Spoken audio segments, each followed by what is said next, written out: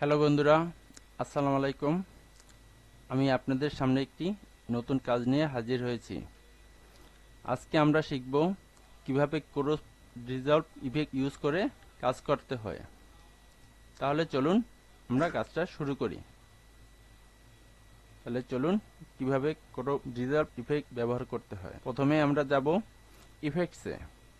সেখানে video effects video transition নামে একটি ফোল্ডার আছে। সেই ফোল্ডারে আমরা ঢুকব। ফোল্ডারে ঢুকে এখানে আমরা দেখব কিছু ফোল্ডার। এখানে ভিতরে ক্রপ ডিসজলভ নামে একমাত্রই ডিসজলভের ভিতরেই আছে। আমরা এটাকে ক্লিক করে ভিতরে ঢুকি। এরপর আমরা এখানে কিছু ইফেক্ট দেখতে পাবো। এখানে লেখা থাকবে এই যে ক্রপ ডিসজলভ নামে একটি ইফেক্ট আছে, এই ইফেক্টটি বসাতে হবে। কিভাবে আমরা বসাবো? এটাকে টেনে ধরে আমরা এই ফুটেজের মাঝখানে বসাবো।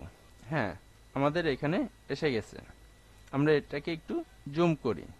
জুম করে আমাদের এই বাম সাইড ধরে একটু সামনের দিক টানবো, তাহলে আমরা ইফেক্টটার কাজ বুঝতে পারবো। স্মুথ ভাবে এসেছে।